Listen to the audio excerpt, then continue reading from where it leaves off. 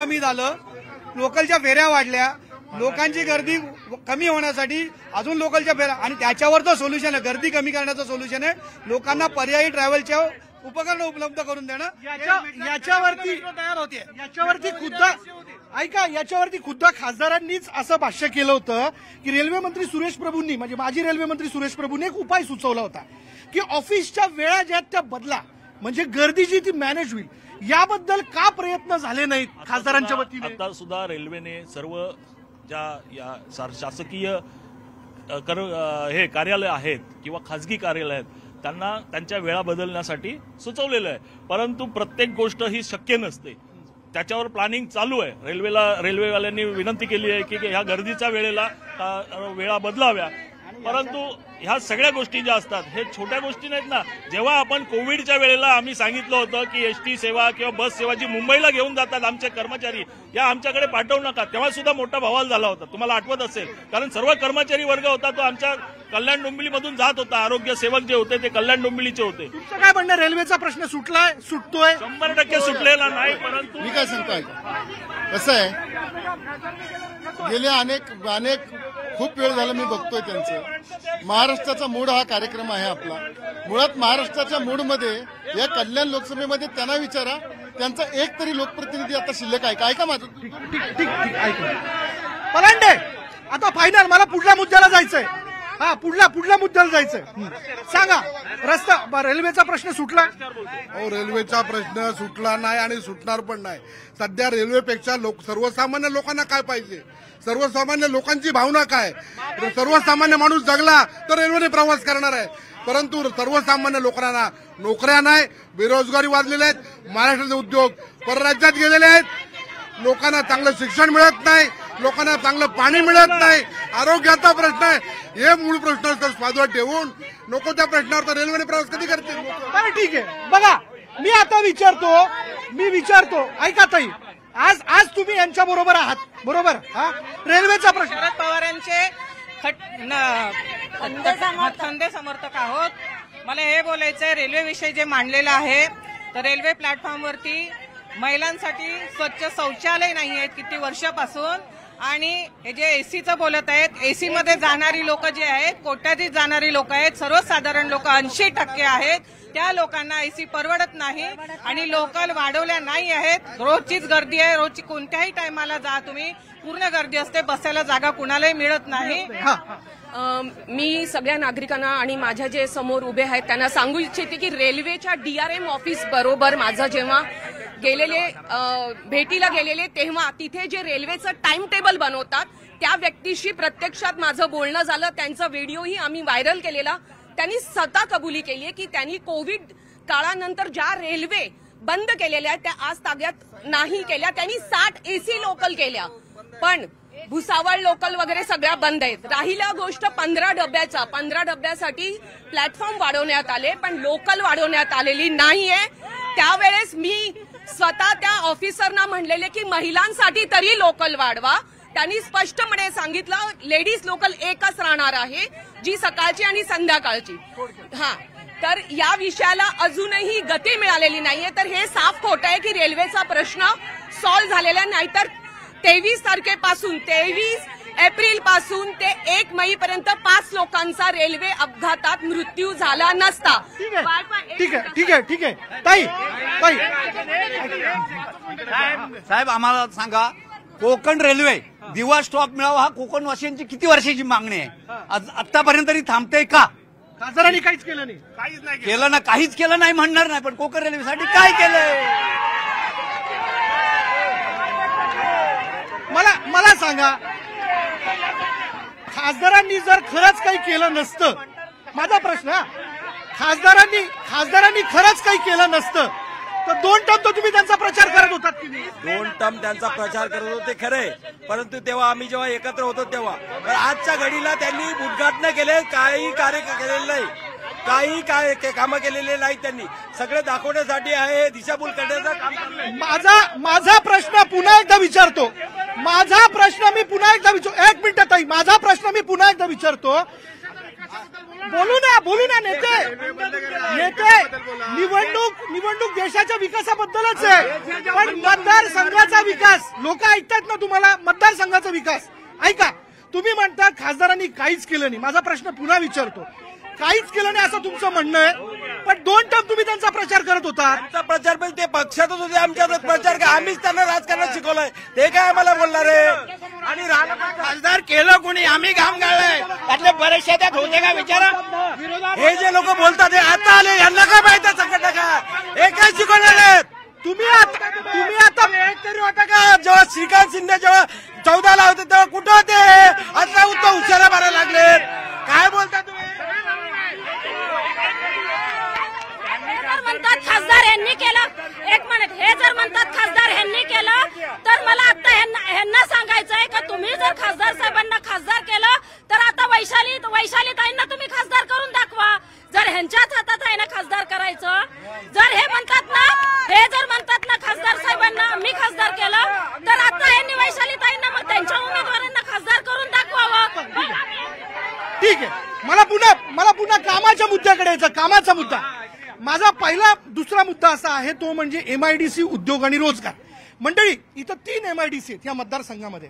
या एमआयडीसी विकसित झाल्या का? खासदारांनी नवीन उद्योग आणले का? येतो लोकांना रोजगार मिळाला का? इथला चाकरमानी सुकावलाय का? चला प्रश्न घेतो, कोण उत्तर देत त्या विषयाला घेऊन बोला. इथली एमआयडीसी वाढवण्याच्या दृष्टिकोनातनं इथल्या एमआयडीसीत नवीन उद्योग आणण्याबाबत खासदारांनी काय केलं? पहिली गोष्ट, मगासपासून आपण तेच बोलतोय, ही शहरं आहेत ना, याची लोकसंख्या वाढत चाललेली. पूर्वी इथे एमआयडीसी होत्या, त्याच्या आजूबाजूला रेसिडेन्शियल झोन झालेले आहेत. त्यामुळे एमआयडीसी वाढण्याचा जो मुद्दा आहे ना, तो अंबरनाथ एमआयडीसी तुम्ही बघा, नव्याने अंबरनाथ एमआयडीसी झालेली आहे. आज जवळजवळ 2 लाख कामगार या कल्याण, डोंबिवली आणि अंबरनाथ या एमआयडीसी मध्ये काम करतायत. आज अंबरनाथ मध्ये नवीन एमआयडीसी, त्या एमआयडीसीचं नाव काय, पाले एमआयडीसी. आज तुम्ही बघाल तर एक्सटेन्शन एमआयडीसी म्हणून झालेली आहे. आज ते चांद्रयानवर जाणारा एक पार्ट जो आपल्या यानात जाणारा आमच्या डोंबिवलीत बनवला गेला, याचा आम्हाला अभिमान आहे. आणि खासदार एमआयडीसीचा मुद्दा जो आहे हा महाराष्ट्र सरकारचा आहे. महाराष्ट्र सरकारचे आमचे उद्योग मंत्री सन्माननीय उदय सामंत साहेबांच्या पॉलिसी तुम्ही बघितल्या असतील आणि त्यांचं काम तुम्ही बघितलं असाल. आज महाराष्ट्र हा नंबर 1ला हा देशात आहे. हा निव्वळ आणि निव्वळ राज्य सरकारचं. आणि नेते ऐका ना, एमआयडीसीच्या डेव्हलपमेंटसाठी अंबरनाथ जवळ चिखलोली रेल्वे स्टेशन बनवलं जात आहे. तिथल्या कामगारांना प्रवास सोयीचा व्हावा, एमआयडीसी ॲडिशनल अंबरनाथ एमआयडीसी मध्ये त्यांना पोहोचणं सोयीचं व्हावं, याच्याकरता एक ॲडिशनल रेल्वे स्टेशन तयार होत आहे. हे विकासाचं काम आहे, हे काय कोणाला खुश करण्याचं काम नाही. ऐका उद्योग, त्यांनी उत्तर दिलं उद्योग आणणं राज्य सरकारचं काम आहे, बरोबर, उद्योग खात्याचं आहे. हा येतो पण नेते साहेबांचा तर मुख्यमंत्र्यांकडे विशेष वसिला आहे. 100% आहे ना. मला उद्योग सांगा. उद्योग मंत्री आहे आमच्याकडे, उद्योग मंत्री आहे, आमचा मंत्री आहे.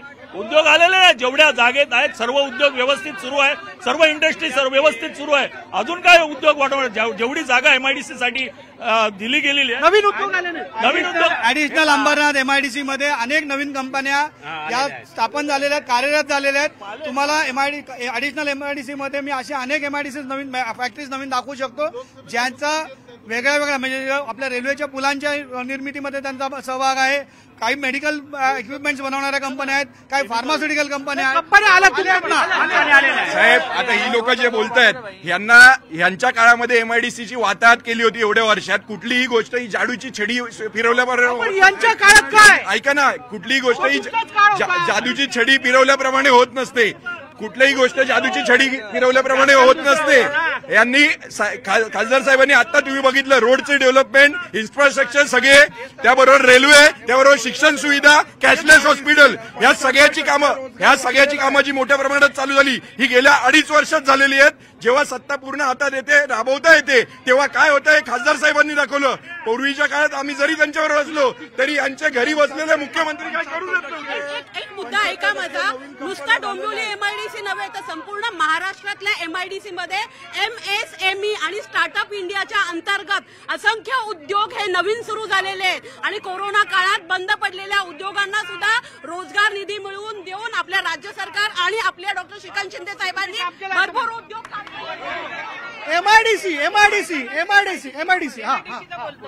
मुख्यमंत्र्यांच्या कामाचा किंवा खासदारांचे जो 10 वर्षाचा तुम्ही विषय सांगतो, मला 10 वर्षाचा नाही बोलायचा. या 2 वर्षात मुख्यमंत्र्यांनी निर्णय दिलेल्या जे आमच्या 27 गावचा टॅक्स संदर्भात ते पूर्ण झालं का? जबान देऊन सुद्धा दिबा पाटलांच्या नावाची घोषणा करून अजून नाव का लागत नाही? या प्रश्नांची आम्हाला उत्तरं द्यावी. घ्या तुम्ही उत्तर. एमआयडीसी डोंबिवली एमआयडीसी मधले जितके कारखाने आहेत त्याच्यातले मोस्टली कारखाने बंद झालेत. बरोबर बोलले उद्योग मंत्री यांचे, म्हणून उद्योग आमचे गुजरातला चाललेत. का गुजरातला चाललेत? आज मराठी अस्मितेसाठी लढणारे माझे भाऊ त्या माणसाची का नाही लढले जो बोलला की महाराष्ट्रीयन व्यक्तीला घेणार नाही? जिथे IT पार्क होणार होता तिथे सिटी पार्क करण्यात आला. 10-20 रुपये फी आकारण्यात आली. कोणाच्या खिशासाठी? कोणाचा पक्ष वाढवण्यासाठी? नाही, चुकीचा आहे. स्वतःच्या मनाला विचारा. कल्याण डोंबिवलीच्या जनतेला खोटा दाखवू नका. दुसरा प्रश्न, खासदार श्रीकांत शिंदे यांनी का आणलं होतं? तेव्हा ते उद्धव बाळासाहेब ठाकरेंबरोबर होते आणि तेव्हा ते बोलले होते. त्यांचा चेहराही पहिल्या वेळेस कोणीही बघितला नव्हता. बिकॉज ऑफ उद्धव बाळासाहेब ठाकरेंबरोबर होते म्हणून निवडून आले. एमआयडीसीचा विषय चालू आहे ना, तर एमआयडीसीचा आता जो तुम्ही विकास बघताय ना, तर अर्धी एमआयडीसी अनधिकृत भूमाफियांनी खाल्लेली आहे. अर्धी एमआयडीसी भूमाफियांनी खाल्लेली आहे. आणि रितसर आता एमआयडीसीचा एक प्लॉट गुजरात्यांच्या घशात घातलेला आहे. आत्ताच्या आपल्या खासदार साहेबांनी विचारावं, त्यांनी घातलाय की नाही? सर्व भूमिपे यांच्याकडेच आहेत. जे एमआयडीसी मध्ये अनधिकृत बांधकाम झालेलं आहे त्याचं पण विश्लेषण करण्यात यावं. सगळे भूमिपे यांचेच आहेत. नेते बर का, गेल्या शोला ज्यावेळेस मी आलो होतो तुम्ही मला म्हणला होता, काय म्हणला होतात? अहो इथं येता येता तुम्हाला पाऊण तास लागला. सामान्य नागरिकांची काय परवड होत असेल? आता ही तीच परिस्थिती आहे. आता ही वाहतूक कोंडी होताना दिसते. याला उत्तर देताना तुमची अडचण आहे का? अजिबात अडचण नाही. मी मगाशी हे मला बोलू दे. अजिबात अडचण नाही. मी मगाशी पण सांगितलं, इथे कॅबिनेट मंत्री आहेत भारतीय जनता पक्षाचे, 3 टर्मचे आमदार आहेत. त्याचबरोबर इथे श्रीकांत शिंदे आहेत, 2 टर्मचे खासदार आहेत. 2.5 वर्षापूर्वी आपण जेव्हा भेटलो होतो तेव्हा मी तुम्हाला हे नक्की सांगितलं होतं की त्यावेळेला रस्त्याची परिस्थिती अवघडच होती. आम्ही दरवर्षी आंदोलन करत होतो मनसे या पक्षाच्या वतीने. आता चॅलेंज आहे, चॅलेंज या पावसाळ्यात आता चॅलेंज आहे. या उरले सुरले विरोधी पक्षातले 5-6 टाडकी जी आहेत यांनी आंदोलन करून दाखवावं रस्त्यासाठी. एवढे रस्ते सुधारलेले आहेत. मी मगाशी सांगितलं, हा बाहेरचा रस्ता, सर्व प्रमुख रस्ते तर सोडाच, 6-6 मीटर 9-9 मीटरचे पण रस्ते हे कॉन्क्रीटीकरण झालेलं आहे. येत्या 1 ते 2 वर्षात इथे दाखवायला एक खड्डा राहणार नाही. एवढं चांगलं काम होताना दिसतंय. आणि हा संपूर्ण महायुतीच्या कार्यकर्त्यांचा आणि त्यांच्या नेत्यांचा आणि या नागरिकांचा विजय आहे, लक्षात घ्या. तुमच्याच मनसेने या कल्याण डोंबिवलीत आंदोलन केलं खड्डेयुक्त शहर म्हणून. माझा शहर खड्ड्यांनी भरलेलं आहे हे भूषणाने सांगावं. झाले रस्ते 6 महिन्यात पूर्ण झाले. मी आता यांना चॅलेंज दिलं तसं तुम्हाला चॅलेंज देतो, सगळ्या माध्यमांना चॅलेंज देतो. आमच्या कोणा बरोबर सुद्धा कुठे फिरायचं तिथे फिरा आणि एक खड्डा दाखवा.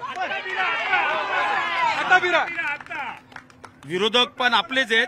त्यांना हे तर मान्य करा तुम्ही की आपले खासदार साहेब यांनी मोठा विजन ठेवून कामं करतायत, सगळ्या सुविधा आपल्याला पुरवतायत. आता डोंबिवलीच्या इतर शहरांसाठी कनेक्टिंगसाठी ऐरवली उन्नती मार्ग हे 15 मिनिटात आपण नवी मुंबईसाठी तिथे जाणार. सगळा नोकर वर्ग तिथे कामासाठी जातो, ती वाहतूक कोंडी रोखण्यासाठी. तसेच मानकोली ब्रिजवरनं तुम्ही ठाण्याला 15 मिनिटात जाणार. इथे टिटवाळ्याला आपलं महागणपतीचं दर्शन घ्यायला 1 तासात तुम्हाला पहिले वेळ लागायचा, तो 15 मिनिटाची वेळ झालेली आहे. म्हणतात विजन आणि आमचं काम बोलतात. आज आपल्या श्रीकांत शिंदे साहेबांनी डोंबिवलीकरांना एक वारकरी भवन दिला. कोपर स्टेशनची कायापालट केली, ठाकुर्ली स्टेशनची कायापालट केली, तिवा स्टेशनची कायापालट केली. आणि आज डेव्हलपमेंट झाली म्हणून गर्दी झाली. आज डेव्हलपमेंट झाली नसती तर गर्दी झाली नसती. आज पलांडे येतो आता येणार ना तुम्ही एकच आहात हा रस्ते मनसेवाले साहेब बोलले की उरलेले म्हणून आता मनसेच उरलेलं आहे महाराष्ट्रामध्ये ही हकीकत आहे. माझा मुद्दा या मतदारसंघातल्या रस्त्यांबद्दलचा आहे. खासदारांनी काम केलं की नाही केलं? रस्ता जे रस्ते सिमेंट काँक्रीटीकरण झालेले आहेत हे मी तुम्हाला सांगतो, तुम्ही स्वतः जाऊन निरीक्षण करा. आणि एकच उदाहरण देतो, गरीबाच्या वाड्यामध्ये ओम बंबरपा सोसायटी ते साईबाबा मंदिर सोसायटी हा जो रस्ता काँक्रीटीकरण गेल्या महिन्यात झालेला आहे तो सकाळी 8 वाजता येऊन बघा, त्या रस्त्यावर चालता येतं का? महिलांनी जाऊन बघा. हे रस्त्याचे 2013 आणि 14ला पास झालेल्या रस्त्यात 10 वर्ष झाले, अजून डोंबिवलीमध्ये परिपूर्ण रस्ते झालेले नाहीये. ठीक आहे पलांडे बोला. गेले 6 महिने MMRDA सरकार आपल्या दारी आणि टीव्हीवरच्या जाहिरात सर्वसामान्य नागरिक पैशाचे लूट केले ना, हे सर्वसामान्य प्रत्येक जण नागरिक प्रश्न विचारतोय. MMRDA जे आता 6 महिन्यात रस्ते केले ना, एकाही रस्त्याची एन्क्वायरी करा. एक जरी रस्ता योग्य दाखवला ना, इन्व्हेस्टिगेशन करा. केवळ लुटीसाठी हे सगळे 3 MMRDAचा पैसा लुटला, मुंबई महापालिकेचा पैसा MMRDAला देता, उलटी गंगा वाहते. समृद्धीचा जो रस्ता झाला त्या रस्त्याच्या पाठोपाठ आपल्या कल्याण डोंबिवलीचा नंबर येतो, कारण कुठल्याही प्रकारचं नियोजन नाहीये. आता हे समोर आहेत भाजपवाले, यांनी त्या रस्त्याची कंप्लेंट केली होती. त्या कंप्लेंटचं पुढे काय झालं त्यांना विचारा. काही झालं नाही, टेंडर खाल्ले, पैसे खाल्ले. तुम्ही रस्त्याचा विषय जो काढलाय ना, खासदारांना विषय माहिती होता. 5 वर्षापासून यांनी त्याच्यावर एवढं काम केलेलं आहे. आता तुम्ही बघा, शिळपाट्याला उड्डाणपूल बांधलेले आहेत, इकडे सगळीकडे त्यांनी सिमेंटचे रस्ते केले, अगदी कलंट एंडला. तुमच्या पोटातलं पाणी पण हलणार नाही. आपण जिकडे आता उभे आहोत त्या MIDC साठी 110 कोटी निधी, MIDC साठी 110 कोटी निधी, रिंग रोडचं काम पण प्रगती पथकावर आहे. आज कोट्यवधी निधी खासदारांनी फक्त आणि फक्त कल्याण डोंबिवलीच्या रस्त्यांसाठी आणलेला आहे आणि हेच आमचं विकास. MMRDA मध्ये रवींद्र चव्हाण साहेब यांनी मंजूर केलेले 471 कोटीचे कामं उद्धव ठाकरे यांनी रद्द केले. मी एक मुद्दा अप्रिशिएट करतो की वैद्यकीय सहाय्यता निधी कक्ष तुमचा उत्तम काम करतो, यात कोणत्याही प्रकारची शंका नाही. रुग्णाला त्वरित लाखाची मदत ही 1 ते 2 दिवसात मिळते, याबद्दल मुख्यमंत्र्यांना जनतेचे आशीर्वाद आहेत. मी एकतर्फी करत नाहीये, मी विचारतो त्याच्यावर येतो. पण या मतदारसंघातल्या आरोग्य व्यवस्थेबाबत त्यांचे प्रश्न आहेत. खासदारांनी आरोग्य व्यवस्थेला घेऊन केलं काय? खासदार डॉक्टर श्रीकांत शिंदे हे स्वतः डॉक्टर आहेत आणि त्यांनी जे आरोग्य व्यवस्थेवर गेल्या 5 वर्षामध्ये काम केलंय ते हे सगळे जे समोर उभे आहेत तुमच्या, हे पण खासगीमध्ये कबूल करतात की डॉक्टरांनी आरोग्य सेवेमध्ये चांगलं काम केलंय. त्याच्यातलं सगळ्यात मुख्य काम सांगतो, डोंबिवलीमध्ये कॅन्सर हॉस्पिटलचं काम सुरू झालं. कल्याण पूर्वमधलं हरकी संदास रुग्णालय, हाच हर्षवर्धन पालंडे तिथे होता. त्या हरकी संदास रुग्णालय सुरू झालं. रुक्मिणीबाई रुग्णालयामध्ये डायलिसिस सेंटर सुरू झालं. उल्हासनगरचं जे हॉस्पिटल आहे तिथे 1 रुपयाही न देता लोकांना नो कॅश काउंटरवर आज लोकांना आरोग्य सेवा. दुसरं एक सांगतो, डोंबिवलीचं शास्त्रीनगर आहे, तिथे डायलिसिस सेंटर सुरू आहे, स्कॅनिंग सेंटर सुरू आहे, लहान मुलांचं NICU सुरू आहे. आता तुम्हाला सांगतो, थॅलेसेमिया सारख्या रोगावरती ज्या मुलांना रोज ब्लड द्यावं लागतं त्याच्यासाठी थॅलेसेमिया सेंटर खासदारांनी वॉर्ड सुरू केलाय. त्यांनी केलं. पलांडे बोला पलांडे बोला ना. आरोग्य व्यवस्था या शास्त्रीनगर रुग्णालयामध्ये याची मिसेस 15 दिवसापूर्वी घेऊन गेला. डॉक्टर बोलत खासगी रुग्णालयात घेऊन जा. ऐकून घ्या, मी सांगतो, मी सकाळी 5 वाजता फोन केला आणि सांगितलं मी कोण बोलतोय, तेव्हा त्यांनी डॉक्टर उपलब्ध करून दिला. हे काय सांगतात आरोग्य व्यवस्थेबद्दल? इथं उदाहरण आहे समोर. हे बघा, एक मिनिट, आपण म्हणालात ना कॅन्सर आणि ते सुतिकगृहाच्या तिथे करायचं होतं, तो रवींद्र चव्हाण सभापती असताना ते MIDC आणि ते सगळं मंजूर केलं होतं. ते आजपर्यंत तुमची सेटिंग होत नव्हती म्हणून केवळ थांबले होते आजपर्यंत. ह्या सगळ्याच्या हे BOT प्रोजेक्ट, मच्छी मार्केट असू दे, MIDC असू दे, सुतिकगृह, मी स्वतः सभागृहात होतो. तुमच्या सेटिंगसाठी सगळे तुम्ही थांबले होते. जेव्हा सेटिंग झाली त्यावेळी तुम्ही समोर येता. Dialysis centre Krishna charitable trust मध्ये जे चालतं त्याच्यात भागीदार कोण कोण आहेत जरा मी स्वतः जातो त्यात.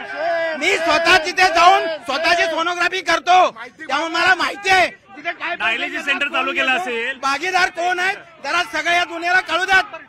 डायलिसिस सेंटर चालू केलं असेल, स्कॅनिंग सेंटर चालू केलं, फुकट नाही केलेलं आहे. त्यांच्याकडून लोकांकडून नागरिकांकडून नगरपालिकेच्या हॉस्पिटल पैसे घेतले जातात. फुकट कोण करून देत नाहीये. माझ्याकडे 850 तुम्ही घेतले डायलिसिससाठी. मला कदमांना विचारा, कदमांकडे गेलो होतो मी स्वतः पेपर घेऊन. आणि सर आणि इथे ठाकूरलीला फुकट आहे, फुकट हॉस्पिटल होतं, ते पैसे चालू केले त्या लोकांनी. किती वर्ष कल्याण डोंबिवली महानगरपालिकेमध्ये शास्त्रीनगर रुग्णालय आहेत. दीपेश सर जर बोलत असतील की त्यांनी डायलिसिस सेंटर ओपन केले तर त्यांना ही नॉलेज असेल की शास्त्रीनगर रुग्णालयामध्ये 99 पासून रेडिओलॉजिस्ट नाहीये जो की एक्सरे बघून सांगू शकतो की या माणसाला टीबी आहे की याला काय आहे. हा रेडिओलॉजिस्ट नाहीये. आणि हे Shukla madam, doctor Shukla madam यांनीच आम्हाला रिपोर्ट दिलाय. त्यानंतर एक अजून विषय, शास्त्रीनगर रुग्णालयामध्ये आणि रुक्मिणीबाई रुग्णालयामध्ये सुपर क्लास लेवलच्या फॅसिलिटीज नाहीये. ज्या पण फॅसिलिटीज आहे त्या लगेच कृष्णामध्ये जा म्हणून सांगण्यात येतं. अजूनही तुम्ही तिकडे जाऊन इन्क्वायरी करा. ही गोष्ट खरी आहे. रेडिओलॉजिस्ट नाहीये. महानगरपालिकेच्या मोठ्या डॉक्टरांनीच आम्हाला हे बोलायचं आहे. MIDC बद्दल बोललात, रेल्वे विषयी बोललात. हे ढोंगी लोक आहेत. आता निवडणूक येत असताना खड्डे खोदून ठेवलेले आहेत आणि कुठलाही रस्ता पूर्ण झालेला नाहीये. मध्ये डांबर लावलाय, मध्ये सिमेंट लावलाय, सगळे रस्ते खराब केलेत आणि MIDC मधून सगळं केमिकल जात आहे. माणसं ना रोगराई होत आहे, आरोग्याला धोका आहे. शेवटचा मुद्दा घेतो. शेवटचा मुद्दा. हा बोला. मला एक सांगा, हे बोलतंय आम्हाला मोठं पण एक धनुष बाण त्यांच्याकडे नाही राहिला. तू आता काँग्रेसचं बघायला गेलं एक विषयावरती त्यांनी बोलताय. एक त्यांच्या कार्यकर्ता राहिलाय, नेहमी त्यांच्या कार्यकर्ता आमच्याकडे येत आहे तर कसल्यावरती बोलताय ते? एक मिनिट, हे बोलले ना शास्त्रीनगर हॉस्पिटल बद्दल सेवा नाही आणि तो भाड्याचा माणूस उभा केलाय. आज तिकडे पीडियाट्रिक ICU तयार झालेला आहे. आज तिकडे टॉपचे सर्जन्स उपलब्ध आहे. तिकडे सगळ्या प्रकारच्या सर्जरीज आज नगरपालिकेच्या अंतर्गत होत आहेत. हे सगळे झोपले. दिबा पाटीलसाठी विरोध या उबाटावाल्यांनी केला. दिबा पाटीलसाठी सर्वात समर्थन हे आमच्या लोकांनी दिलेलं आहे. मुख्यमंत्री वैद्यकीय सहायता कक्ष हा उद्धव ठाकरेंच्या काळात बंद होता. देवेंद्रजी फडणवीस आणि एकनाथ शिंदे साहेबांच्या काळात सर्वात जास्त महाराष्ट्रातील वैद्यकीय मदत यांच्या काळात झालेली आहे. विकास कामं झालेली आहे आणि मोदीजी सारखं कोविडमध्ये आमच्या कल्याण डोंबिवली महानगरपालिकेला देशातून पहिल्या नंबरचं बक्षीस मिळालं. हे का मिळालं? आमचा खासदार डॉक्टर, आपण इकडे उभा आहे ना, इकडे बाजूला 300 बेड